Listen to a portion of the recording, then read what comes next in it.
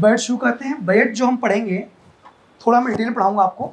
कारण क्या है कि ये इंटरव्यू में काम आएगा, ये मेंस में भी काम आएगा, प्रीलिम्स में भी काम आएगा। ठीक, बहुत सारी नई चीज़ें इसके अंदर हैं। इस बार बजट काफ़ी अच्छा है। तो एक तो जो मैंने जो न्यूज़पेपर आज आया था उन सारे न्यूज़पेपर्स की मैंने एक बनाई है PDF। ये हिंदी इंग्लिश जितने न्यूज़पेपर्स आज के हैं उसकी एक अलग से PDF बना दी, मार्क करके क्या क्या पढ़ना है। लेकिन ये पढ़ने से पहले मैं चाहता हूँ कि जो मूल बजट स्पीच है, जो बजट भाषण है जिसमें से ये न्यूज़ निकली है, हम वहीं से चीज़ों को लें। इससे आपको बजट भाषण पढ़ने की आदत पड़ेगी, समझेंगे आप क्या बोल रहे हैं वित्त मंत्री। ठीक, सरकार की फीलिंग क्या है, भावनाएं क्या है, डायरेक्शन क्या है, आगे का रोड मैप क्या है, ये जानने के लिए बजट भाषण पढ़ना बहुत जरूरी है।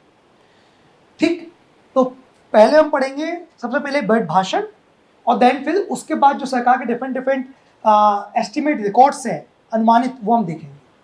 शुरुआत में करूंगा कॉन्स्टिट्यूशन प्रोविजन से थोड़ा सा, कि बजट जो राज्यों में आता है उसके लिए संविधान में कौन सा प्रावधान है। तो आप सबसे लिखिए 202 आर्टिकल 202 स्टेट के मामले में, राज्य के मामले में अनुच्छेद 202 में एनुअल फाइनेंशियल स्टेटमेंट, वार्षिक वित्तीय विवरण का प्रावधान है। एनुअल फाइनेंशियल स्टेटमेंट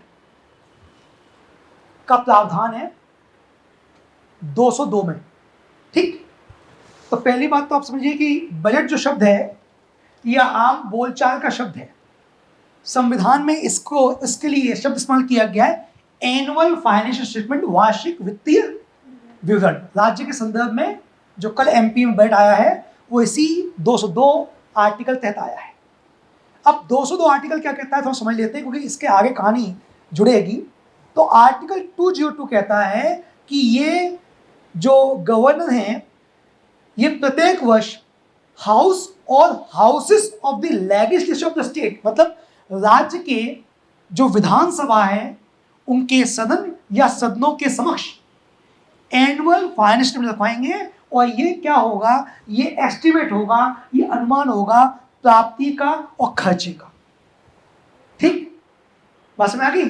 तो इसको ऐसे लिखिए, बोल रहा हूं मैं आपको एग्जैक्ट ये क्या है। अपन ऐसे लिखेंगे कि आर्टिकल 202 में एनुअल फाइनेंशियल स्टेटमेंट बोला गया है, ये गवर्नर की ड्यूटी है। सेकंड पॉइंट, फर्स्ट के बाद सेकंड पॉइंट, ये क्या होगा, ये होगा एस्टिमेट्स, अनुमान होगा किन चीजों का, रिसिप्ट्स प्राप्ति और एक्सपेंडिचर का।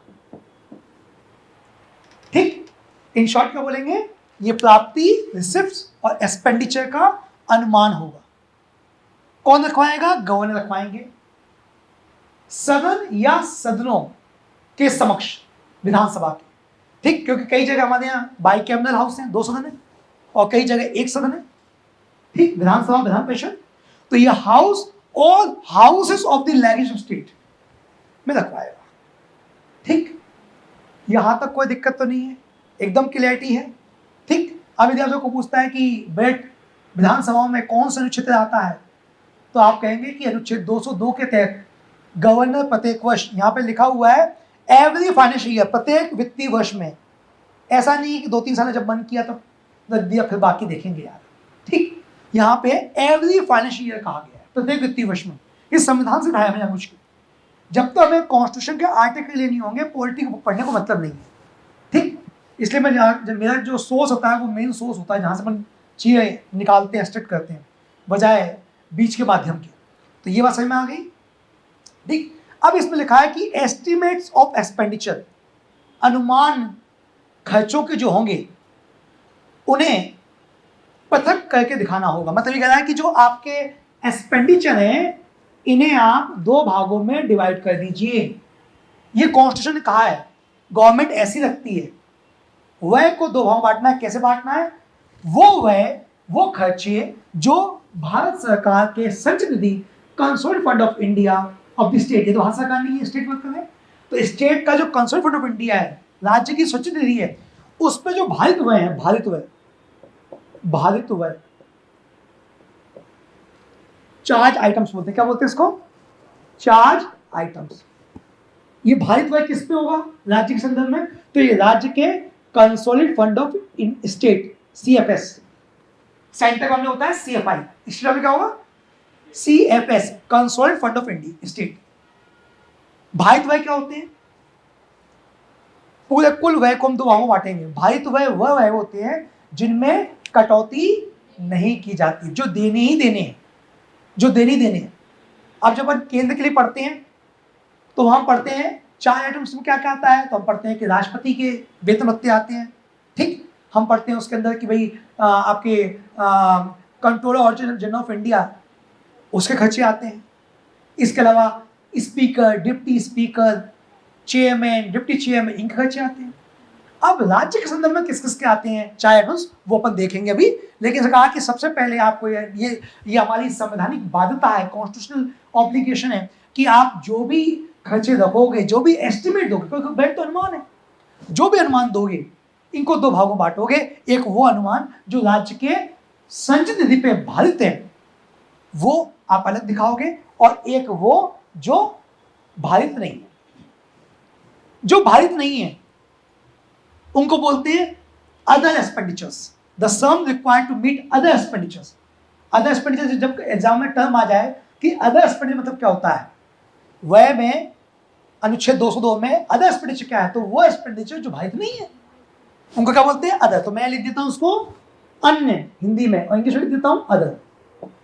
ऑब्वियसली इन दोनों को अलग किया गया अंतर क्या है, इनमें कटौती नहीं होगी, इनमें कटौती पॉसिबल है। तो अदर एक्सपेंडिचर जो होते हैं वो कट मोशन के दायरे में आ जाते हैं। अब कट मोशन आएगा कि नहीं आएगा ये डिपेंड करेगा सिचुएशन पे, but other expenditure cut motion के दायरे में आ जाते हैं। एकदम क्लियर, स्पष्ट। डिफेंस कोई आपको पूछे तो बोल पाओगे, लिख पाओगे कि अभी भी सब ठीक? तो ये हो गए भारित और हो गए अन्य। अन्य वो इन्हीं को बोलते हैं गैर भारित। कई लोग बोल देते हैं कि नॉन चार्ज आइटम्स, ठीक। लेकिन संविधान में नॉन चार्ज नहीं लिखा है, संविधान में लिखा है अदर एक्सपेंडिचर और स्टार। अब जब ये आपको क्लियर है तो अब आप जब बोलोगे तो पूछने वाले के पास चीजें स्पष्ट रहेंगे। अब आगे लिखा है कि एंड शैल, इसके अलावा कह रहा है distinguish expenditure on revenue account from other expenditure. इसके अलावा आप जो एक्सपेंडिचर हैं उन्हें राजस्व खाते और अन्य व्यय में अलग से दिखाइए, ठीक। इसको हम अलग से करेंगे बाद में, मैं थोड़ा नीचे आ रहा हूं क्योंकि नीचे वाला पॉइंट थोड़ा इंपॉर्टेंट है कि भाई भारित व्यय कौन कौन से होते हैं राज्य के संदर्भ में। तो राज्य के संदर्भ में सबसे पहला भारित व्यय होता है गवर्नर। गवर्नर के अलाउंसेस भारित व्यय में आते हैं, तो यही लिख दीजिए। पहला हो गया गवर्नर। दूसरा हो गया यदि आपके राज्य में एक विधानसभा, एक सदन है, तो एक सदन में आपका स्पीकर होगा और विधानसभा स्पीकर होगा और डिप्टी स्पीकर होगा। तो स्पीकर, डिप्टी स्पीकर और दो सदन लेके बैठे हैं आप, तो चेयरमैन और deputy chairman. Just like Rajya Sabha, Rajya Sabha में यहां पे विधान परिषद, तो विधान परिषद में चेयरमैन और डिप्टी चेयरमैन और विधानसभा का डिप्टी स्पीकर और स्पीकर। इनके व्यय काय में आते हैं, इनके एक्सपेंडिचर किसमें आते हैं, 4 आइटम्स में आते हैं इनके व्यय। तीसरा है ऐसे डेब्ट चार्जेस, ऐसे ऋण देयता, ऐसे ऋण जो राज्य ने लिए हैं और उनकी ब्याज भी भारित में आती है। यह नहीं है कि कल को मान लीजिए एमपी में बीजेपी गवर्नमेंट है, बीजेपी ने लिया है ऋण और कल को कांग्रेस आए वगैरह हम तो नहीं देंगे, वो मामा जी से ले लीजिए, तो मामा जी खर्च थोड़ी जाएंगे। यदि आपने उनको एक्सेप्ट किया है कि हमको ये ऋण लिया है, हमको देना ही है, तो गवर्नमेंट कोई भी आए, चाहे वो किसी पार्टी की हो, उनको देना पड़ेगा, क्योंकि 4 आइटम्स हैं, इनमें कटौती करते देनी पड़ती है, ठीक। इसके अलावा हाई कोर्ट के जजों की सैलरी और अलाउंसेस, यहां पे पेंशन की बात नहीं करी गई है। यदि पेंशन को आप देखोगे तो पेंशन 4 आइटम्स में नहीं है हाई कोर्ट की। कहां है ये आप सर्च करिए, मैं हिंट देता हूं कि जो भारत का 112 आर्टिकल है, तो वहां जाके देखिएगा क्या वहां पे हाई कोर्ट जजों की पेंशन को वहां रखा गया है, क्या सैलरी और अलाउंसेस को यहां रखा गया डी के अंदर, ठीक। बात समझ में आ गया, ठीक। और चाहो तो ब्रैकेट में लिख लेना कि भाई जो वेतन होता है, जो आपका पेंशन होती है, वो पेंशन जो होती है वो 112 में रखी गई है, ठीक। इसके अलावा अन्य कोई व्यय अन्य कोई व्यय जिसको राज्य की विधानसभा या इस संविधान के तहत चार्ज आइटम घोषित किया गया हो। एफ में लिखा है any other expenditure declared by this constitution. तो यदि कोई पूछे कि किसी व्यय को भारित व्यय घोषित करने या एनी एक्सपेंडिचर को चार्ज आइटम घोषित करने की पावर किसको दी गई है यहां पे, तो स्टेट असेंबली को दी गई है और बाय दिस कॉन्स्टिट्यूशन, संविधान या फिर और by the legislature of the state. Article एकदम क्लियर है। एक को भी कंफ्यूजन पूछो फिर मैं आऊंगा मेन बैठ के ऊपर, क्योंकि मैं डायरेक्ट इस पे आता 112 नहीं पढ़ाता तो आप पढ़ते भी नहीं, और पढ़ते तो नहीं क्या पढ़ते, ठीक, तुलना नहीं कर पाते। तुलना करना बहुत जरूरी दोनों में, 202 और 112 में अंतर करना आवश्यक है। चलिए, अब जो भी अनुमान आए कि इतना व्यय करना है, इतना इसमें करना है, उन अनुमान को आपको विधानसभा में वोटिंग के लिए रखना पड़ता है। ठीक, जो भी आपके अनुमान है, जो भी आपने ग्रांट्स हैं, अनुदान मांगे, जो आप मांग रहे हैं कि हेल्थ पे 200 कर दूंगा, ठीक, कि लॉ ऑर्डर के लिए इतना पैसा खर्च कर दूंगा, खेती के लिए इतना खर्च कर दूंगा, माननीय वित्त मंत्री जी बोलेंगे। जब बोलेंगे तो वो जो अनुमान होंगे वो कहलाएंगे अनुदान मांगे। क्या कहलाएंगे? Demand for grants. और जो अनुदान मांगे होती है इनको वोटिंग के लिए रखना पड़ता है। ठीक, तो जो भी आपकी मांगे हैं उनको बोलते हैं form of demand for grants. अनुदान मांगे क्या होती है? जो भी आप बजट में मांग कर रहे हैं, व्यय की बात कर रहे हैं, उनको बोलते हैं अनुदान मांगे। और ये अनुदान मांगे वोटिंग के लिए रखवाना जरूरी है। ठीक ठीक, लेकिन यदि वो चार्ज आइटम्स में है तो उनमें वोटिंग नहीं होगी, चार्ज में नहीं होगी, अदर एक्सपेंडिचर में वोटिंग होगी। अदर एक्सपेंडिचर समझ में आया? 203 का एक बोलता है कि चार्ज में कोई वोटिंग नहीं होगी, shall not submitted to the vote of the legislative assembly, राज्य के विधानसभा के सामने वोटिंग के लिए नहीं आएगा। लेकिन 2 बोलता है कि जो अदर एक्सपेंडिचर है, ये वाले नीचे वाले, इनमें वोटिंग होगी। 203 का 2 बोल रहा है ये, आर्टिकल 203 का 2 बोल रहा है ये। ठीक, और जब वो वोटिंग के लिए आएंगे तो विधानसभा के पास ये पावर होगी, शक्ति होगी कि या तो वो अनुदान मांगों को, डिमांड को पास कर दे, एसेंट दे दे, या फिर रिफ्यूज कर दे, ठीक, या आदि अन्य कुछ राशि कम कर दे कि 200 करोड़ मांग रहे हैं कि साहब इनको 300 करोड़ दे दो, कट मोशन 150 करोड़ दे दो, 150 करोड़ दे दो, कट मोशन लिया जाए। तो ये मांग इसके अंदर की। तो यदि कोई पूछे कि कटौती किस पे होगी, चार्ज पे कि अदर पे? अदर पे होगी। चार्ज पे कटौती नहीं होती है, और चार्ज पे वोटिंग भी होती है। अदर पे वोटिंग होती है, चार्ज पे वोटिंग भी नहीं होती। ठीक, बात समझ गया? अब जो भी अनुदान मांगे आती हैं जो वित्त मंत्री ने रखी, वो सारी अनुदान मांगे गवर्नर की अनुशंसा पे लाई जाती, on the recommendation of the governor. यदि गवर्नर ने नहीं बोला है तो अपने मन से कोई डिमांड फॉर ग्रांट्स नहीं लेके आओ कि नहीं मैं तो करूंगा, मैं तो ऐसे ही करता हूं। ठीक, तो ये करना पुण्य वाली बात नहीं है, ये आपके करने से नहीं होता, ये चीज नहीं है, पॉसिबल नहीं, अलाउ नहीं है। जो डिमांड फॉर ग्रांट्स अब रिकमेंडेशन ऑफ द गवर्नर से हैं, अनुशंसा राष्ट्रपति राज्यपाल की हैं, उन्हीं को आप वोटिंग के लाएंगे, उन्हीं को आप सदन में लेके आएंगे, उसके अलावा नहीं कर सकते। ये 203 का 8 पॉइंट नंबर 3 बोलता है।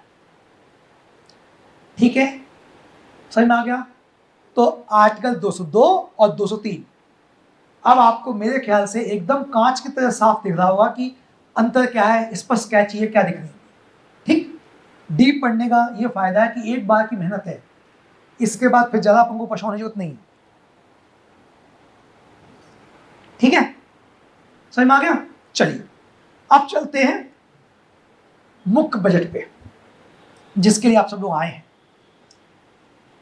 सबसे पहले तो हम बजट स्पीच पढ़ेंगे, और बजट स्पीच पढ़ने के बाद फिर अगले फेज में हमारे को, ये 2 या 3 दिन का मैंने पूरा पोम बनाया है, लेकिन 2 या 3 दिन में इतना अच्छा करवा दूं बजट कि आपको अगले बार से बजट पढ़ने के लिए मेरे पास जो दी पड़ेगी। स्वयं पढ़ लेंगे आते बैठ, ठीक।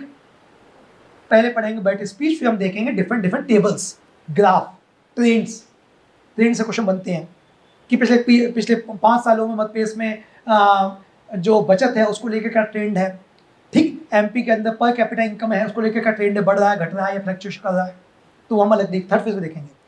शुरुआत करते हैं वित्त मंत्री जी के बजट भाषण से। ये जो बजट भाषण होता है इसमें वो सारी बातें जो हम डिमांड फॉर ग्रांट से पढ़ रहे थे पीछे, वो सारी इसमें आ जाती है, ठीक। शुरुआत की गई बजट की इस बार राम राज्य से, तो लिखते चलिए कीवर्ड, इस बार के बजट में बात करिए राम राज्य से। मैं इसलिए बोल रहा हूं क्योंकि पिछले साल का जो बजट आया था, तो पिछले साल के बजट में पशुपतिनाथ जी से कामना की गई थी कल्पवृक्ष। हम तो हर साल बजट पढ़ते हैं, वित्त मंत्री होने नाते नहीं, वो तो देवड़ा जी पढ़ते हैं, हम तो स्टूडेंट होने नाते और एक टीचर होने नाते पढ़ते हैं। लेकिन मुझे याद ही है बजट, पिछले साल का बजट आया था, उसमें कहा गया था भगवान पशुपतिनाथ के आशीर्वाद से। इस बार टर्म इस्तेमाल किया गया है राम राज्य, ठीक, राम राज्य। तो ये थोड़ा लिख लीजिए, आपसे कोई पूछ सकता है पिछले साल क्या था। पिछले साल 2021-22 में पशुपतिनाथ और मंदसौर के मंदिर का जिक्र किया गया था, एग्जैक्ट कहा गया था मंदसौर का मंदिर। इस बार कहा गया है राम राज्य की बात करी गई, तो पहला वर्ड है कि इस बार राम राज्य की संकल्पना की गई है। दूसरा, इस बार के बजट में यह कहा गया है कि हम बजट के माध्यम से एक बीज बो रहे हैं और हमारा उद्देश्य है आत्मनिर्भर मध्य प्रदेश बनाना। तो इस बार के बजट में आत्मनिर्भरता की बात कही गई है, आत्मनिर्भर मध्य प्रदेश की बात कही गई है। लगभग 2 साल से लगातार चल रहा है, कोविड के बाद से ही आत्मनिर्भरता की पास कर रहे हैं, और ये पिछले साल का जो आत्मनिर्भरता का जो बजट था प्रदेश सरकार का, ये उसी कड़ी में जुड़ा हुआ है, इसलिए इसको अलग मत जोड़ना। ये मैं फिर स्पष्ट कर दूं कि आत्मनिर्भरता की बात पिछले साल के बजट में की गई थी, इस बार के बजट में भी आत्मनिर्भरता की तरफ बढ़ने का प्रयास हम कर रहे हैं, ऐसा बोला गया है, ठीक। ये कहा गया है कि ये जो बजट जो है इसमें चुनौतियों को विकास के अवसर के रूप में बदलने की दिशा में एक प्रयास है। जो हमारे सामने चुनौतियां आई हैं उन्हें विकास के अवसर बदलेंगे। क्या चुनौतियां आई हैं आप सामने, क्या लगता है प्रदेश सरकार में क्या चुनौती है बड़ी? क्या आपको लगता है कि स्वास्थ्य क्षेत्र पिछले कुछ सालों से 19 के बाद से एक चुनौती बना हुआ है? प्रदेश सरकार इस बजट के माध्यम से कैसे स्वास्थ्य चुनौती को अवसर बदलेगी? कोई आपके पास कुछ पॉइंट है?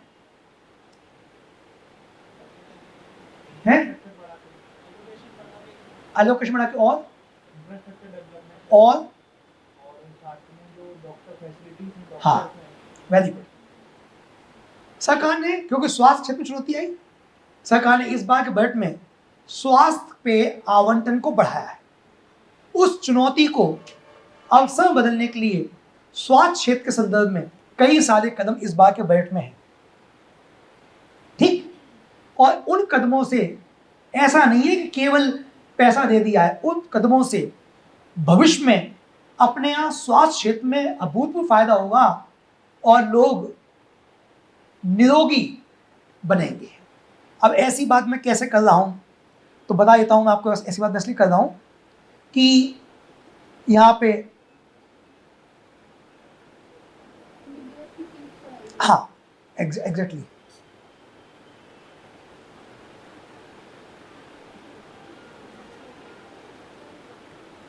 देखिए यहाँ पर स्वास्थ्य का बजट 29% बढ़ा, चिकित्सा शिक्षा का 4% घटा। हालांकि ये पॉइंट लेकिन पता है कि बजट पे आयुष्मान, आयुष ये सब बढ़ाए अपन ने, ठीक। इसी प्रकार से हमने देखा कि प्रदेश पे एक चुनौती और क्या है, शिक्षा के क्षेत्र में भी प्रयास बढ़ाया जा रहा है। यदि इसी तरह से प्रदेश में और बड़ी चुनौती क्या लग रही है आपको? रोजगार चुनौती है। रोजगार चुनौती को भी अवसर बदलने के लिए स्वरोजगार के लिए कई सारी ऋण योजनाएं आदि की घोषणा करी गई है। तो इस लाइन का मतलब समझे जो बोला है वित्त मंत्री जी ने कि हम चुनौतियों को विकास के अवसर में बदलने की दिशा में प्रयास करते हैं, ठीक। ये बातें मैंने जानबूझ मार्क करी है। जब हम बजट पढ़ेंगे तो ये बातें हमें लगेंगी कि इन्हें वास्तविकता में, हकीकत में बदलने के लिए कई सारे प्रावधान महत्वपूर्ण किए गए। बात समझ में आ रही है पीछे तक, है ना? पक्का सो तो नहीं रहे? सोगा तो बीच में जयकारी लगवा दूंगा ना। माननीय वित्त मंत्री जी की जय हो, अपने आप जयकारी लगते हैं, क्लास चलती रहेगी। वित्त मंत्री कहेंगे इतना अच्छा बैठ मैंने भी नहीं पढ़ा, ठीक, क्योंकि कल सदन चलते समय बैठ के दौरान हंगामा कटाया कर, बहुत ज्यादा हंगामा हुआ है, बैठ सुना ही नहीं गया है आते हैं। अब इस बार का बैठ समर्पित किसको है? सीधा क्वेश्चन बनेगा, किसान, गरीब, महिला, बच्चे, बुजुर्गों को समर्पित है, डेडिकेट है। हालांकि कुछ छोड़ा नहीं है उन्होंने, बट अपन को कोई पूछ ले कि इस बार का बैठ समर्पित किसको है, तो कई लोग बोलेंगे किसानों को, ठीक। तो फिर वो यदि पढ़ के आया है टीचर या कुछ आइडिया है तो बोलेगा कि नहीं बेटा और भी लोगों को है, बताइए। तो फिर बोलना पड़ेगा कि सर मुझे नहीं पता है, ठीक, माफ कीजिए, मैं अभी जानकारी इकट्ठी करके बताऊंगा, ऐसे बोलते हैं बच्चे, ठीक। मैं कब बताओगे तुम, इंटरव्यू तक आ गए, अभी जानकारी इकट्ठी कर रहे हो, आप सिलेक्शन के बाद भी बोलोगे जानकारी इकट्ठी करूंगा, है ना? अच्छे ऑफिसर्स बनना है आपको, ताकि हम भी सुबह खा पढ़े तो पता है हमारा स्टूडेंट ये कर रहा है, नहीं अच्छा काम किया उसने, बड़ी खुशी होती है अपना स्टूडेंट कोई काम करता है, फिर फेसबुक को आता है, किस बात का देखते हैं। बाकी नालायक भी अच्छे हैं, अपने ही नालायक भी हैं। इस बार के बैठ के दौरान एक और चीज है कि इस वर्ष आजादी का अमृत महोत्सव बन रहा है, तो लिख लीजिएगा इस साल के बैठ के साथ अमृत महोत्सव को भी मनाया जा रहा है, अमृत महोत्सव। और दो लाइनें ऐसी हैं जो बहुत महत्वपूर्ण, लिख लो, कहीं ऐसे में, कहीं निबंध में, या कोई पूछे तो मेरे द्वारा कविता कही गई है, नहीं पता है तो वहां मेरे द्वारा, और जहाँ लगे सामने पता है तो बोला किसी ने कहा था, ठीक, क्लियर। और कोई नहीं जानता है तो मेरे द्वारा। कविता ये है, रहा संघर्ष की जो चलता है वो ही संसार को बलता है, ठीक, जिसने रातों से जंग जीती है सूर्य बनकर वही निकलता है। तो मोटिवेट किया है वित्त मंत्री जी ने, एमपी के वित्त मंत्री जी ने मोटिवेट किया है आपको, तो ये अपने लिए वैसे भी अच्छी लाइन है एग्जाम के पॉइंट ऑफ व्यू से, और ये कोई निबंध लिखना पड़ेगा आपको ऐसे वैसे, तो वहां इन लाइनों को चिप दीजिएगा धीमे से, मेरे अनुसार, ठीक। कौन जान रहा है आपका अनुसार है कि नहीं, और कोई पकड़ ले तो बोलना सर ऐसी किसी और ने भी लिखी होगी, ठीक, लेकिन ये मेरी है। चलिए ये लाइन मिल गई तो ना, आगे बढ़ते हैं। सबसे पहले हेडिंग बनाइए बजट की आर्थिक परिदृश्य, इकोनॉमिक ओवरव्यू, एमपी का इकोनॉमिक ओवरव्यू। कई लोग थोड़ा लेट आए तो अब मैं रिपीट नहीं करूंगा, ये उनका सौभाग्य है कि वो शुरुआती बोर्डिंग क्लास आधे घंटे से बच गए।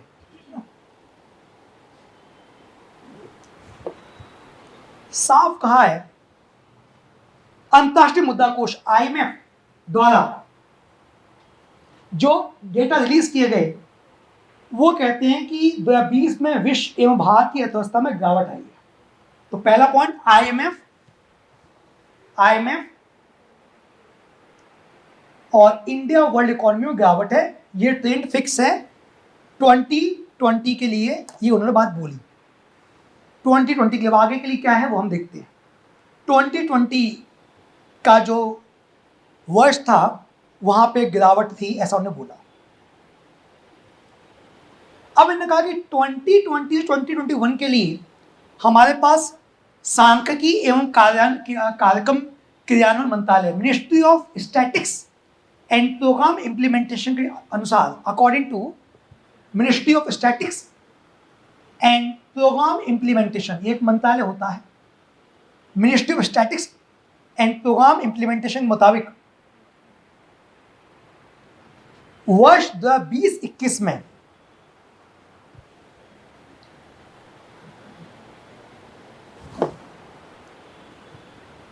हमारे प्रदेश की वृद्धि दर, ग्रोथ रेट, अन्य राज्यों की औसत एवरेज ग्रोथ रेट से हाई रही है। यदि हम पूरे देश की ग्रोथ रेट से तुलना करें तो ओनली एमपी की जो ग्रोथ रेट है, पूरे इंडिया वर्सेस एमपी करें तो 4.7 अधिक रही है। बजट कहता है ये हम पढ़ेंगे ट्रेंड्स में अलग, अभी तो मैं केवल एक सर से निगाह से पॉइंट्स लिखवाते आ रहा हूँ और योजना लिखवाते आ रहा हूँ बजट स्पीच से।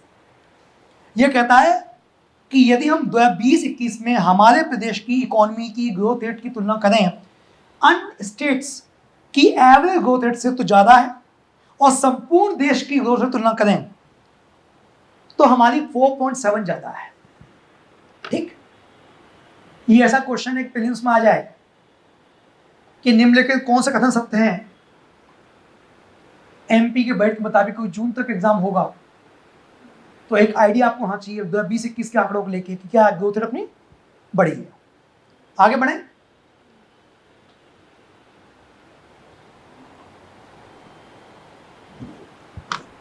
आगे बढ़े। अब है world economic outlook. World economic outlook की रिपोर्ट आती है, लिखिए वर्ल्ड इकोनॉमिक आउटलुक। इन्होंने जनवरी 2022 में एक रिपोर्ट निकाली दुनिया की अर्थव्यवस्था के विकास को लेकर, जनवरी 2022 में, इसी साल। और इनका कहना है कि ग्लोबल इकोनॉमी में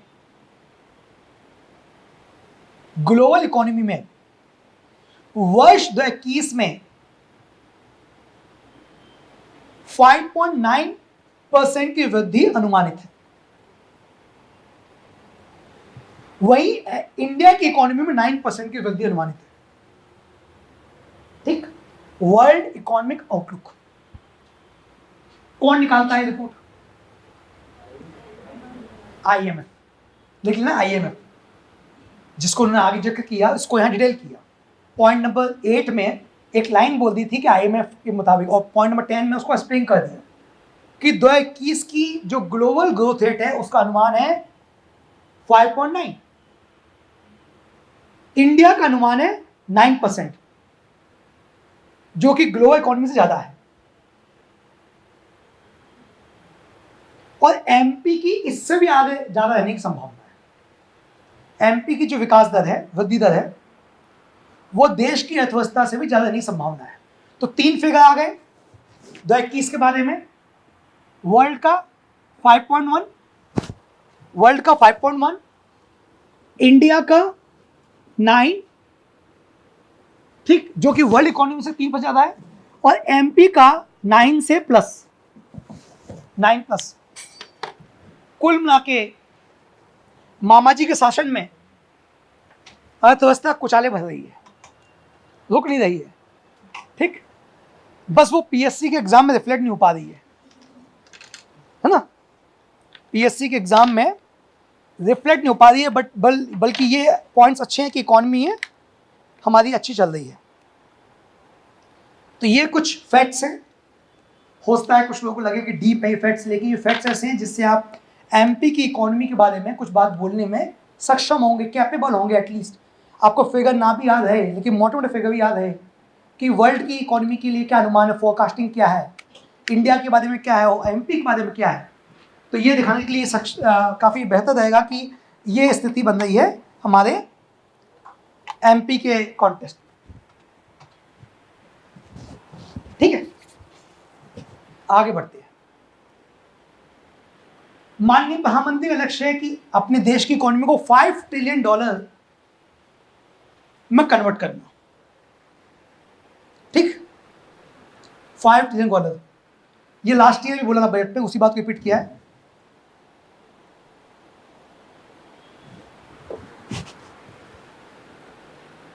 इस लक्ष्य के साथ एमपी गवर्नमेंट का लक्ष्य है 10 ट्रिलियन रुपए। ठीक ना, अर्थात 10 लाख रुपए का लक्ष्य पहुंचाना। ठीक, डॉलर से सीधे रुपए पे आया। ठीक, लेकिन अब हमको याद आना कि 10 ट्रिलियन रुपए की बात करें, 10 लाख करोड़ रुपए की इकोनॉमी में बनाएंगे एमपी को हम इसी बीच में 10 लाख करोड़ रुपए की इकोनॉमी में पहुंचा देंगे।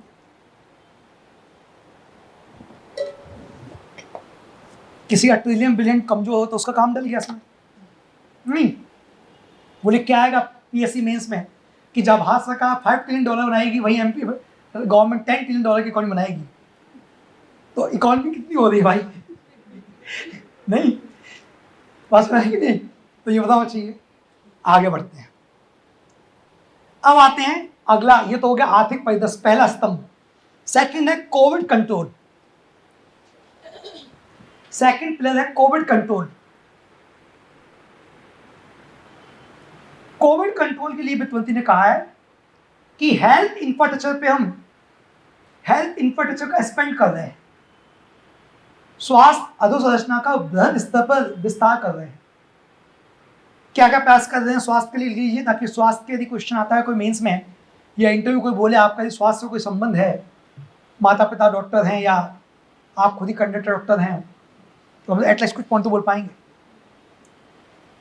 स्वास्थ्य अधोसंरचना, हेल्थ इंफ्रास्ट्रक्चर को हम स्पेंड कर रहे हैं। क्या कर रहे हैं? जो इंटेंस केयर यूनिट होती है आईसीयू, पहले केवल 35 जिला अस्पतालों में थी, अब ये आईसीयू सभी जिला चिकित्सालय में पहुंच गया है। आईसीयू जो होता है इंटेंस केयर यूनिट, गहन चिकित्सा इकाई, पहले केवल 35 जिला चिकित्सालयों में थी, डिस्ट्रिक्ट हॉस्पिटल में थी, अभी सभी जगह अपन आईसीयू लेके आ गए। ठीक,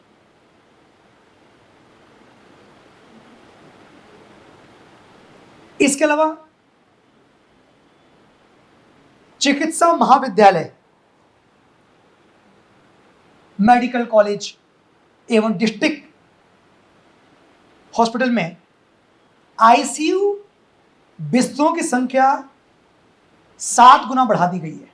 7 गुना, संख्या नहीं पूछेगा, बट 4446, 7 गुना बढ़ा है आईसीयू बेड्स की संख्या।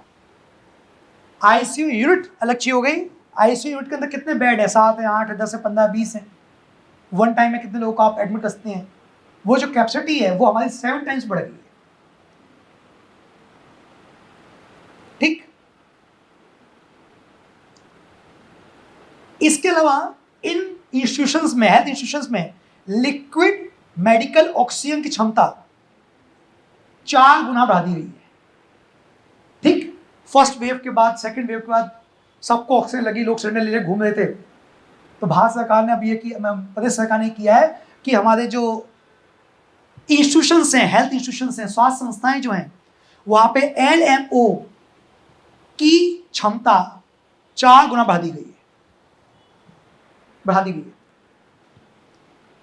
इसके अलावा पीएसए प्लांट स्थापित किए गए। पीएसए प्लांट और सभी जिला अस्पताल में सिटी स्कैन मशीनें स्थापित हो गई हैं।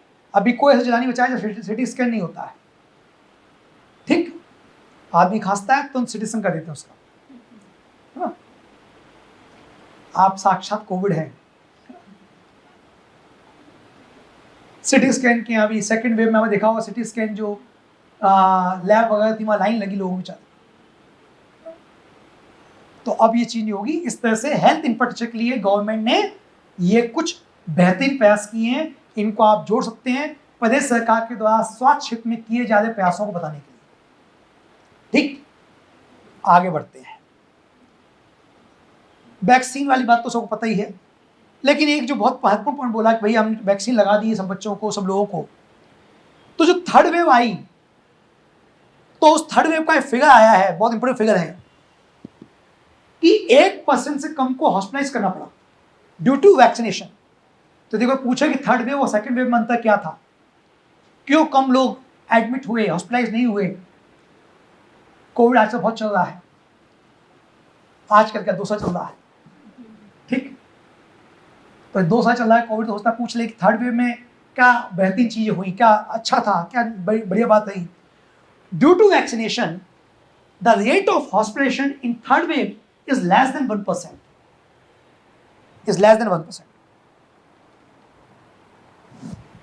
ठीक, समझ में आया? तो यदि कोई पूछे कि प्रदेश सरकार ने स्वास्थ्य के लिए क्या प्रयास किए, तो आप बोल सकते हैं कि हमने चुनौतियों को अवसर में बदल दिया साहब। अब वो एक चुनौती को तुमने हमसे कैसे बदला था, आप पाएंगे कि हमने स्वास्थ्य क्षेत्र के लिए सबसे पहले तो हमारे पहले जिला अस्पतालों में सिटी स्कैन की मशीन नहीं थी, अब सिटी स्कैन सुविधाएं हमने सब जिला अस्पताल पहुंचा दी है। आईसीयू यूनिट लगभग हम सब जिला अस्पताल पहुंचा चुके हैं और हमारे यहाँ आईसीयू के बेड्स बढ़ाए गए हैं और जो अपने मेडिकल हॉस्पिटल्स हैं, कॉलेज है, वहाँ पे संख्या बढ़ाई गई है। और दूसरी तरफ हमने सबको वैक्सीन दी, उससे फायदा ये हुआ कि थर्ड वेव में 1% से कम हॉस्पिटलाइज थे, लेकिन हम हॉस्पिटलाइज करने के लिए हमारी क्षमता हमने बढ़ा दी थी। ठीक बात समझ में आई? इससे सुनने वाले को लगेगा कि आपको कुछ आइडिया है, हवा हवा में नहीं बोल रहे उल्टी पुल्टी बातें, कुछ पढ़ के आए चीजें। तो ये हो गया स्वास्थ्य के लिए। ऑपरेशन गंगा, ऑपरेशन गंगा में एमपी के 500 से अधिक नागरिक सकुशल घर लौट आए हैं, नागरिक इंक्लूडिंग स्टूडेंट्स। 500 से अधिक एमपी के निकल के आए, 500 संख्या भी आ गई, 500 से अधिक नागरिक सकुशल घर लौट के आ गए।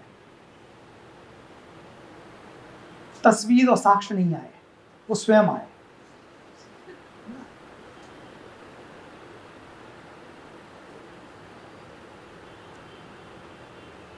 बहुत बेहतरीन प्रयास है सरकार का, बहुत बेहतरीन रहा है वास्तव में, नो डाउट। जो लास्ट में जो फंसे हुए बच्चे थे जिनको निकाल के लोग लेके आए पड़ोसी देशों से और फिर वहाँ से अभी भी हैं वहाँ, लेकिन बहुत मुश्किल था इंडिया के लिए लेके आना, बाकी देशों के लिए बहुत मुश्किल था। इंडिया लेकिन अच्छा एफर्ट किया था, नो डाउट। इसमें तो यूक्रेन में जो किया वो बहुत अभूतपूर्व, लंबे समय तक याद रहेगा और शायद उसका परिणाम भी आज आ गया।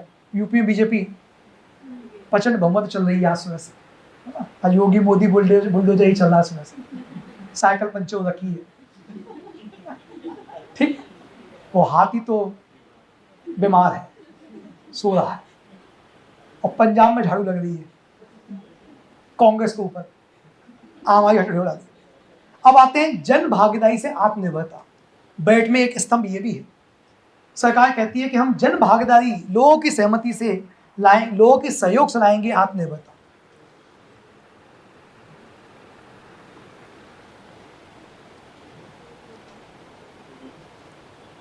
लोकतंत्र शब्द को यहां पे दो भाव बांटा गया, लोक मतलब पब्लिक, तंत्र मतलब सिस्टम। तो पब्लिक और सिस्टम के बीच में कोऑपरेशन, कोऑर्डिनेशन बहुत जरूरी है। सहकार समाज, ठीक,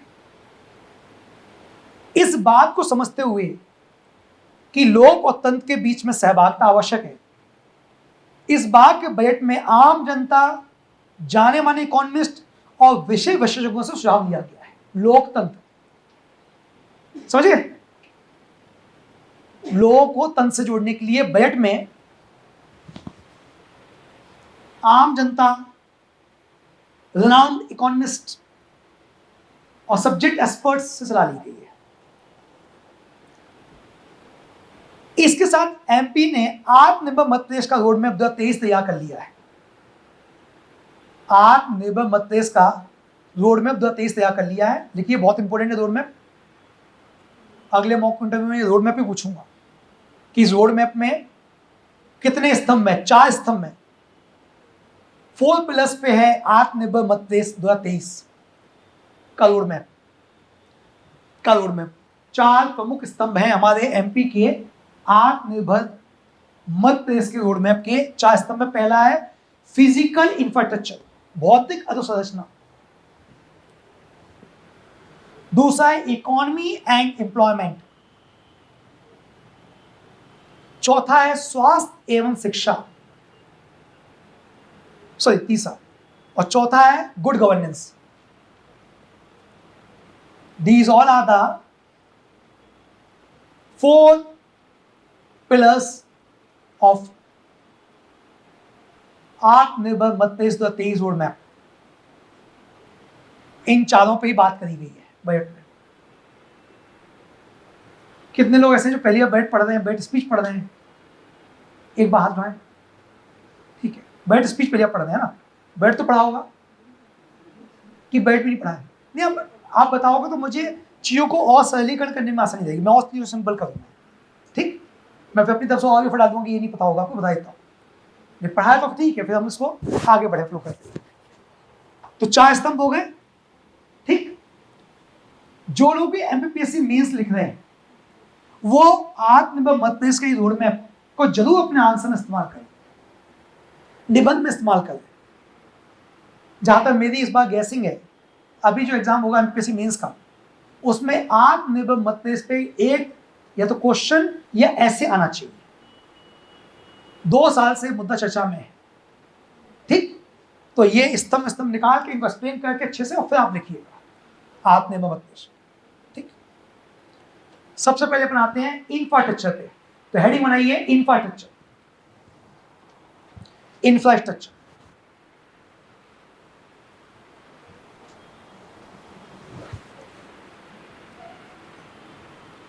इंफ्रास्ट्रक्चर में गवर्नमेंट ने इन्वेस्टमेंट पे जोर दिया है, और इन्वेस्टमेंट जो हम कर रहे हैं वो कर रहे हैं पूंजीगत कार्यों में निवेश, कैपिटल इंटेंसिव वर्क, जिनमें अधिक पूंजी लगती है। पूंजीगत एग्जैक्ट तो मैं प्रोनाउंसिएशन करने की कोशिश कर रहा हूं ये है कि नहीं, लेकिन पूंजीगत कार्यों में निवेश, इन्वेस्टमेंट से इकोनॉमी की उत्पादक क्षमता में वृद्धि होती है। इस बार जो आईएएस का मेंस हुआ है उसमें क्वेश्चन ये आया कि इंफ्रास्ट्रक्चर में इन्वेस्टमेंट भारत के विकास के लिए आवश्यक, डेवलपमेंट के लिए आवश्यक है। तो वही बात उन्होंने कहा कि हमने भी पूंजीगत कार्यों में निवेश कर रहे हैं, इन्वेस्टमेंट कर रहे हैं, और इससे उत्पादक क्षमता बढ़ती है, मतलब आउटपुट बढ़ता है। कैसे बढ़ता है भाई? हमने आपको हाईवे बना के दे दिया, हाईवे बना के दे दिया तो आपके यहाँ कच्चे माल का आवागमन सरल हो गया, बना हुआ माल जाने लगा, तो आपकी प्रोडक्टिविटी क्या हुई? बढ़ गई, ठीक। जो माल आपके यहाँ पहले 3 दिन में आता था वो 1 दिन में आने लगा, जो सप्लाई आपके यहाँ से 3 दिन में होती थी वो 2 पर डे होने लगी। तो आपकी जो फर्म है, आपकी जो इकाई है, उसकी उत्पादकता पहले से लगभग 3 गुना बढ़ गई। यदि हर काम 3 दिन में 1 दिन होना है तो उत्पादकता 3 गुना बढ़ गई। तो यही कहते हैं कि पूंजी, अब हमने क्या किया, आपको क्या बना के दिया? हाईवे बना के दिया, ठीक। चलिए, वित्तीय वर्ष 19-20 में पूंजीगत परिव्यय, कैपिटल एक्सपेंडिचर 30,228 करोड़ था 19-20 में। ये ट्रेंड याद रखना है, फिगर नहीं याद रखने हैं।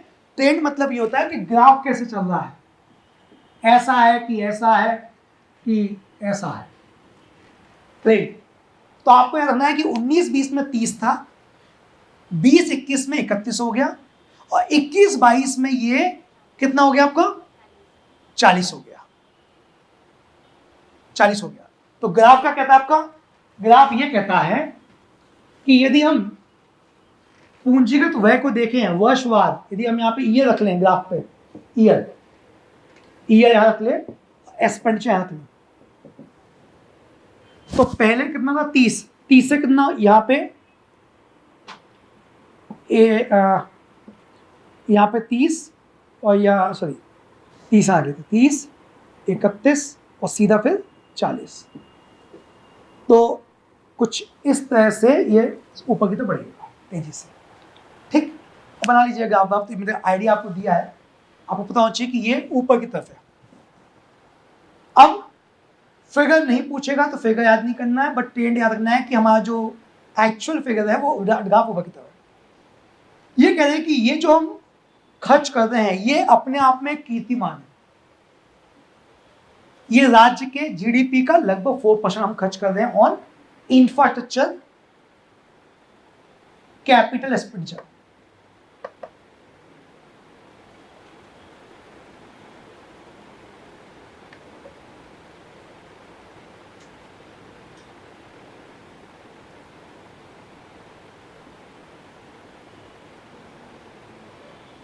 बाईस 23 में 48 का प्रावधान प्रस्तावित किया गया है। 22-23 में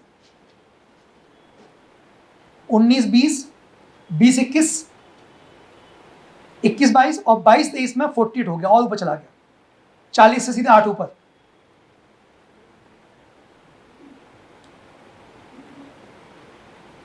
बाईस 23 में हो गया 48 इस साल के लिए। ये इस साल का बजट अनुमान। देखिए, एक होता है बजट अनुमान और एक होता है आपका रिवाइज एस्टिमेट। किसी भी साल का जो बजट होता है उसमें 3 साल के डेटा होते हैं, ठीक। हमेशा ना बजट जब हम देखेंगे तो 3 साल के डेटा मिलते हैं उसमें। आगामी जो वर्ष है ये है हमारा 22 और 23, इसकी बात मैं आज कर रहा हूं, 23 तो आया नहीं है, तो इस पूरे फाइनेंशियल के लिए अनुमान होगा, कहेंगे बजट एस्टिमेट। अब लास्ट ईयर जो बजट आया हुआ 21 से 22 के बीच में, तो उस समय जो बोला होगा वो बजट एस्टिमेट बोला होगा। इस साल इस वर्ष के रखेंगे हम रिवाइज्ड एस्टिमेट, इस साल के 20-21 के रिवाइज, इसी साल जब बजट आता है सब। और इससे पहले का जो वर्ष है कौन सा 20-21, इसका हम रखते हैं एक्चुअल एस्टिमेट, वास्तविक। किसी भी साल के बजट में 3 साल के डेटा होते हैं। बीते वर्ष का जो बजट हमने बोला था अब क्या हुआ उसको रिवाइज कर देते हैं, ठीक। उससे पहले के वर्ष का जो रिवाइज किया था वो उसका क्या हो गया, अब एक्चुअल क्या हुआ, वास्तविक। तो 22-21-23 का बजट है, लेकिन इसमें 21-22 का रिवाइज एस्टिमेट है और इसमें 20-21 का एक्चुअल एस्टिमेट है, ठीक है। समझ में आ गया। किसी बजट में 3 वर्ष के आंकड़े होते हैं। अब मान लो अगले साल 23-24 का बजट आएगा, यहां पे 23-24 का, तो फिर क्या होगा, फिर 22-21 का आएगा रिवाइज और 21-22 का आएगा एक्चुअल, ठीक, वास्तविक। क्योंकि प्रोसेस होने में, एक्चुअल फिगर आने में लगभग 2 वर्ष का गैप हो जाता है, ठीक है। इसलिए बजट में 3 साल के डेटा आए तो घबरा नहीं है कि ऐसे कैसे ये क्या है, उसमें बदलाव आएगा। ये जो एस्टिमेट ने दिया है इस साल 48,800 करोड़ का, ये अनुमानित बजट अनुमान लिखा है, बजट बीईए इसको बोलते हैं, बजट एस्टिमेट, बजट अनुमान, ठीक। इस नए निवेश से सरकार क्या कह रही है, इस नए निवेश से प्रदेश को नए आयाम देगा, रोजगार बढ़ेंगे, नए अवसर सृजित होंगे।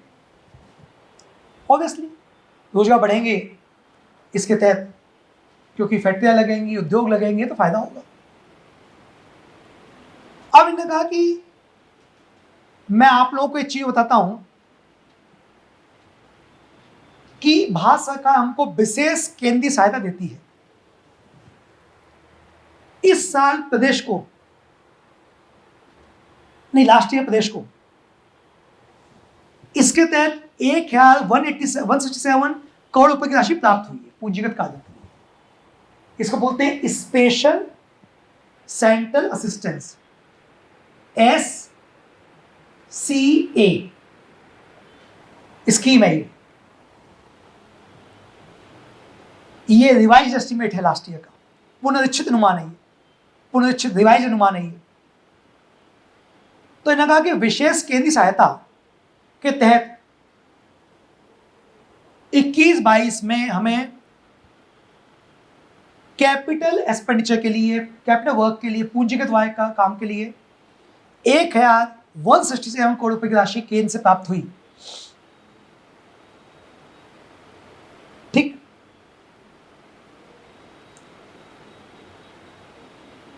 प्राप्त हुई। ये योजना 22-23 में भी कंटिन्यू है हमारे लिए पूंजीगत कार्यों के लिए।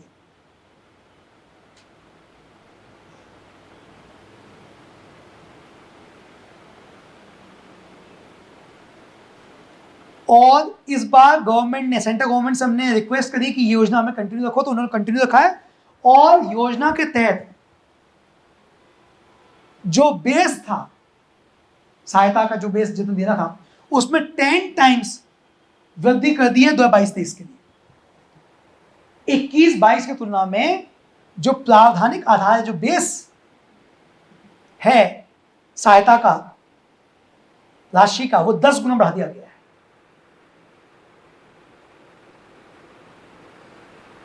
ठीक।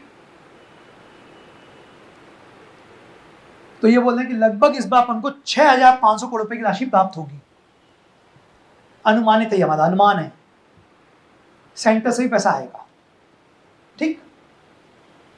तो अब हम पूंजीगत कार्यों के लिए हमारे पास पैसे की कमी नहीं रहेगी, ये उन्होंने कहा है। विशेष सहायता अनुदान ये क्या है हम पढ़ेंगे अभी, जब अलग से स्क्रिप्ट पढ़ेंगे। अभी तो केवल मैं स्पीच लिखाते आ रहा हूं आपको। Main points. अब आइए सड़क एवं भवन। सड़क एवं भवन, बहुत अच्छी लाइन लिखी है। सड़कें केवल आने जाने के लिए नहीं होती है, प्रदेश के आर्थिक विकास, इंडस्ट्रियल ग्रोथ, आर्थिक उन्नति, औद्योगिक उन्नति और रोजगार निर्माण का इंजन है। ठीक, प्रीलिम्स में डायरेक्ट क्वेश्चन आ जाएगा, सड़कें किसी भी अर्थव्यवस्था के लिए निम्नलिखित में से किन किन मायनों से महत्वपूर्ण होती है? ऑप्शन 1 आर्थिक विकास, ऑप्शन 2 औद्योगिक उन्नति, ऑप्शन 3 रोजगार निर्माण, ऑप्शन 4 चारों। ठीक, अधिकांश लोग ला के आएंगे आर्थिक विकास, बाकी 2 को लाएंगे, चारों तो पहुंचेंगे कब सोचेंगे चारों नहीं कि चारों इसका ऑप्शन बनेगा। और ऐसा क्वेश्चन आ जाए तो बहुत बढ़िया क्वेश्चन बनेगा। ये मैंने आपको आइडिया दे दिया क्वेश्चन क्या बनेगा इसमें। तो ऑब्वियसली यदि हम रोड पे, पैसा आ गया पूंजीगत है, अब आते हैं रोड पे, पहला तो वहीं खर्च करेंगे।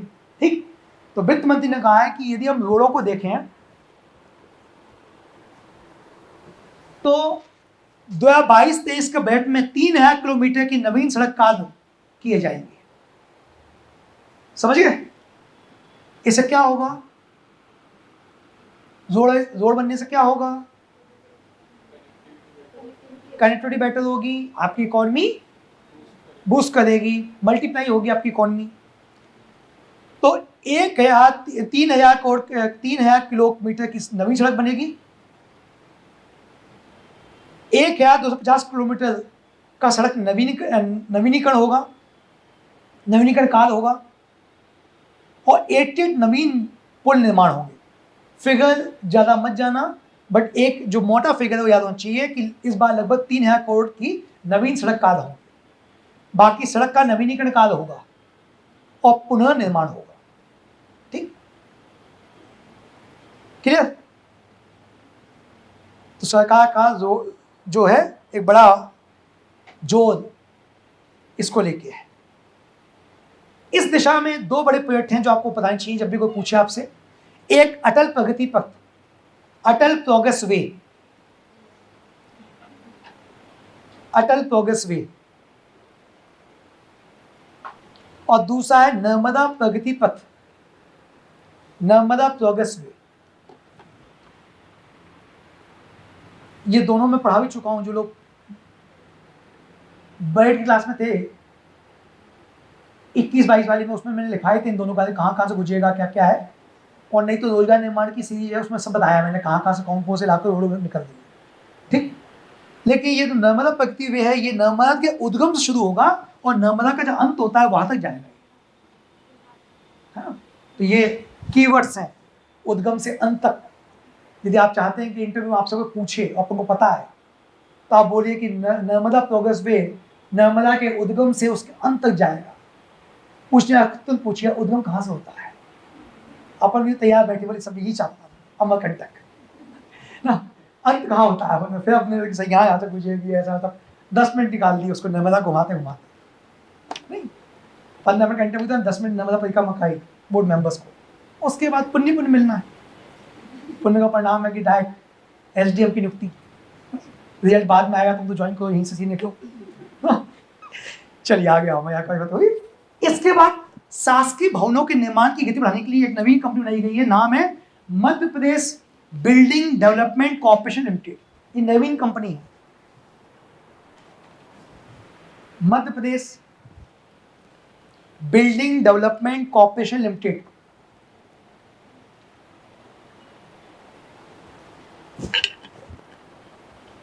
ठीक, अब निर्माण कार्य नहीं करना है भवनों का, गुणवत्तापूर्ण करना है। ये नहीं कि अंदर अधिकारी बैठे हुए छत गए, नहीं, साहब बाहर निकल रहे सब बालू वालू निपटे हुए, बोले भवन निर्माण कार्य हुआ था, अच्छा नहीं हुआ था, गुणवत्तापूर्ण। तो गुणवत्ता सुनिश्चित करने के लिए एक अलग से क्वालिटी एश्योरेंस काउंसिल गठन किया गया निर्माण कार्य की गुणवत्ता सुनिश्चित करने के लिए। निर्माण कार्य की गुणवत्ता सुनिश्चित करने के लिए एक क्वालिटी एश्योरेंस काउंसिल का गठन किया गया है। समझिए, क्वालिटी एश्योरेंस काउंसिल। क्लियर? ये इतने अच्छे पॉइंट्स हैं कि इंफ्रास्ट्रक्चर में अपन ये दिए लेते हैं तो अपनी कॉपी बाकी सब लोगों से अलग हो जाएगी।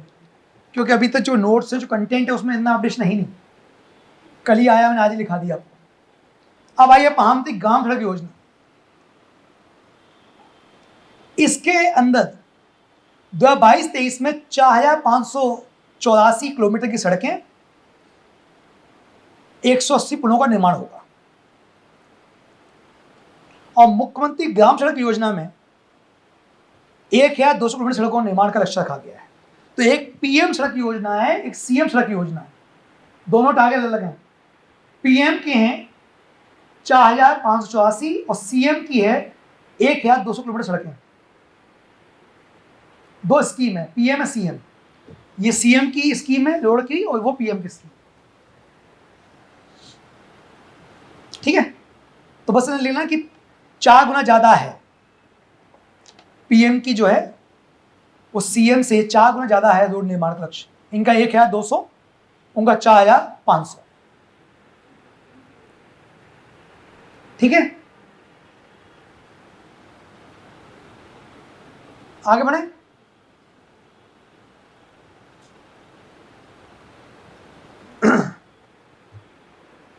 और नगरीय क्षेत्र में सड़कों के निर्माण हेतु 608 करोड़ रुपये प्रावधान रखा गया, इंपोर्टेंट नहीं है। और लास्ट पे 2022-23 के बजट में सड़क निर्माण और सड़क संधारण के लिए 8,590 करोड़ रुपए एवं 2,400 करोड़ रुपए रखे गए। रुपये कोई नहीं पूछेगा, बट ट्रेंड्स एंड प्रगति बतानी चाहिए कि हम तेजी से रोड इंफ्रास्ट्रक्चर पे ध्यान दे रहे हैं। ठीक है, इसके बाद सिंचाई परियोजना।